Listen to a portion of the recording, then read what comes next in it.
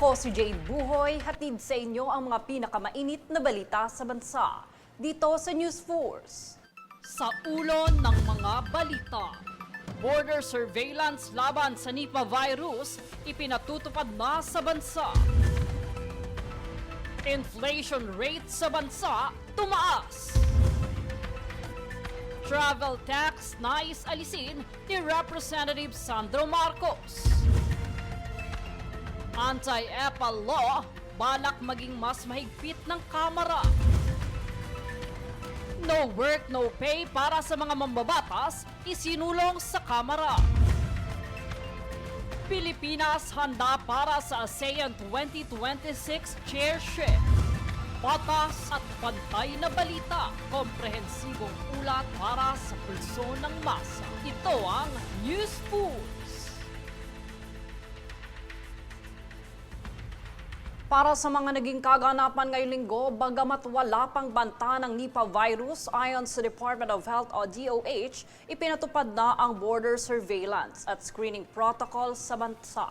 May nakatalaga na umanong Bureau of Quarantine o BOQ substation sa lahat ng daungan at daanan sa buong bansa, kung saan nakaposisyon ang infrared thermal scanners at 2 BOQ nurse sa bawat arrival concourse. Agad din umanong tutunog ang scanner sakaling may taong dumaan na may higit 37.5 degrees Celsius na temperatura at may mga spotter ding itinalaga upang manual na mabantayan ang mga pasaherong may sugat o pantal. Bukod dito, mandatoryo rin na punan ang health declaration checklist sa e-travel app bago makapasok ng bansa. Paalala ng DOH sa publiko, kahit wala pang banta ng Nipah virus sa Pilipinas, ugaliing maghugas ng kamay at malinis na paghahanda ng pagkain, lalo na sa karne.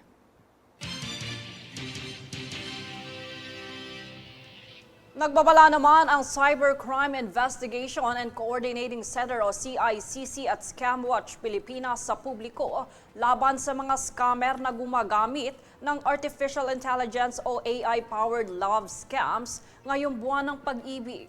Ayon kay Scamwatch Philippines co-founder Josel De Guzman, madalas na love scam ang target ng naghahanap ng foreign partner. Financially stable professionals, mga babaeng pinipresyo na magpakasal, mga lalaking nakaranas ng multiple rejection at solo parents.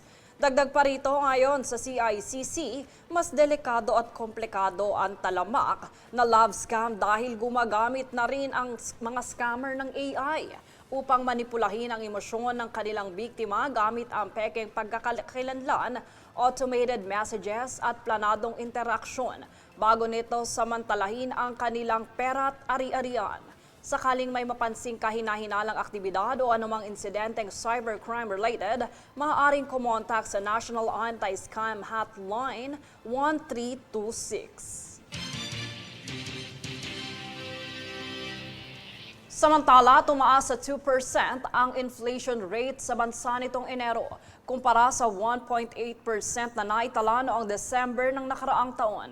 Iniugnay ito ng Philippine Statistical Authority o PSA sa pagtaas ng mga gastusin, partikular sa pabahay, tubig, kuryente at gas. Bukod pa rito ay ang pagtaas ng halaga ng serbisyo ng mga restaurant at tirahan. Samantala, bumaba naman sa 1.1% ang food inflation mula sa 1.4% noong December.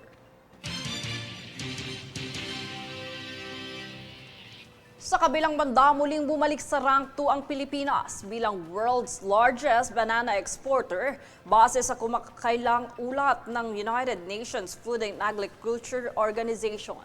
Top exporter ang bansa sa Asia at sinundan nito ang world's rank 1 na Ecuador, kung saan tumaas ng 25.6% o 2.93 million metric tons ang in-export na saging ng Pilipinas nitong 2025. Ang panunumbalik ng bansa sa rank 2 ay sa kabila pa ng banta ng Panama Disease kung saan humigit kumulang 15,000 ektarya sa Davao Region ang naapektuhan, kabilang ang Cavendish variety na haligi ng banana export ng bansa. Habang nitong kamakailan lang, kinilala na rin ang Philippine Cardava banana variety o saba dahil sa pag-export ng mga produkto nito tulad ng banana chips, steamed saba at banana ketchup.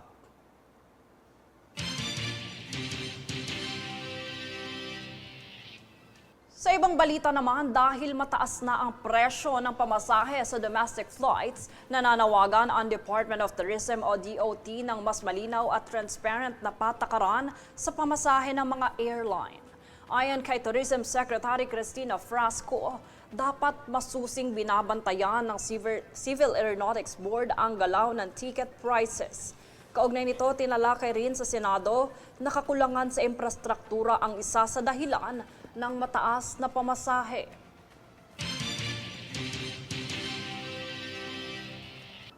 Sa parehong kagawaran, sa kabila ng isyong kinakaharap ni Department of Tourism o DOT Secretary Cristina Garcia Frasco dahil sa umano'y self-promotion nito, sa halip na ipakita ang destinasyon sa bansa, iginiit nitong isa sa umano'y pinakamalaking hadlang sa turismo ng Pilipinas ay ang misinformation ukol sa sitwasyon ng seguridad. Kaugnay ito ng ranking ng travel insurance firm na Hello Safe noong nakaraang taon, kung saan lumalabas na isa ang Pilipinas sa world's dangerous countries for travelers. Bagamat mariin itong pinabulaanan ng pamahalaan, ayon kay Frasco, nananatili pa rin umano itong malaking hamon at pumipigil sa bansa na maisulong bilang isang travel destination. Bukod sa misinformation, humahadlang din umano sa pag-promote ng turismo ng bansa ang higit 30 travel alerts ng ibang bansa bunsod ng mga sakuna at iba pang isyu sa Pilipinas gaya ng bagyo, lindol, protesta at paglaganap ng krimen.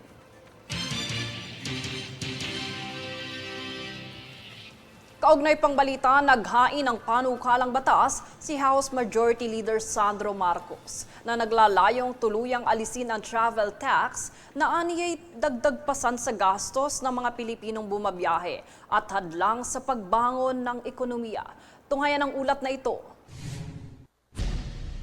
Tuluyang aalisin ang travel tax. Yan ang inihain na panukalang batas ni House Majority Leader Sandro Marcos dahil ani ay dagdag pasan sa gastos ng mga Pilipinong bumabiyahe at hadlang sa pagbangon ng ekonomiya. Sa ilalim ng House Bill 7443, nais buwagin ang kasalukuyang sistema ng travel tax na sinisingil sa mga pasaherong palabas sa bansa. Sa kasalukuyan, umaabot sa 1,620 pesos ang travel tax para sa economy class at 2,700 pesos naman para sa first o business class. Ayon sa kongresista, ang travel tax ay nilikha sa ibang panahon at hindi na umano angkop sa kasalukuyang kalagayan ng ekonomiya at pangangailangan ng mga mamamayan. Anya, para sa pamilyang Pilipino, mabilis umanong nadaragdagan ang gastos lalo na kung sabay-sabay ang pagbiyahe ng mga miyembro ng pamilya. Kanya ring nabanggit sa panukala na ang mahal na biyahe ay maaaring magpabagal sa paggalaw ng mga tao para sa trabaho, pamilya at iba pang oportunidad. Ayon sa panukala, kapag mas mataas ang gastos sa pagbiyahe, mas kaunti ang pasahero at may posibilidad na mas bumagal ang ikot ng ekonomiya. Dito tinukoy rin na may ilang bansa sa ASEAN na nagbawas o nag-alis ng kahalintulad na bayarin upang palakasin ang turismo at regional mobility. Sa ilalim ng panukalang batas, ipagbabawal na ang paniningil ng travel tax at magkakaroon ng mekanismo ng refund para sa mga biyaheng saklaw ng magiging batas. Nilinaw din dito ang proseso upang hindi maantala ang mga programang umaasa sa travel tax. Nakasaad na ang pondo para sa TIEZA, CHED at NCCA ay ilalaan na sa taunang General Appropriations Act. Layunin ng panukala na mapanatili ang suporta sa turismo, edukasyon at kultura nang hindi pinapasa ang pasanin sa mga biyahero. Dito iginiit ng mambabatas na ang pag-alis ng travel tax ay inaasahang magpapagaan sa gastusin ng mga Pilipino at magbibigay daan sa mas aktibong paglalakbay at paglago ng ekonomiya. Jade Buhoy, nag-uulat para sa Golden Nation Network. Susunod sa News Force. Senate President Soto nananatili sa kanyang posisyon sa kabila ng umano'y pagpalit sa pwesto. Pagtanggi sa Board of Peace ng Estados Unidos, panawagan ng Makabayan Bloc. DILG, PNP at BOC ininspeksyon ang illegal na pabrika ng sigarilyo sa Pampanga. Manatiling nakatutok para sa higit pang mga balita sa pagbabalik ng News Force.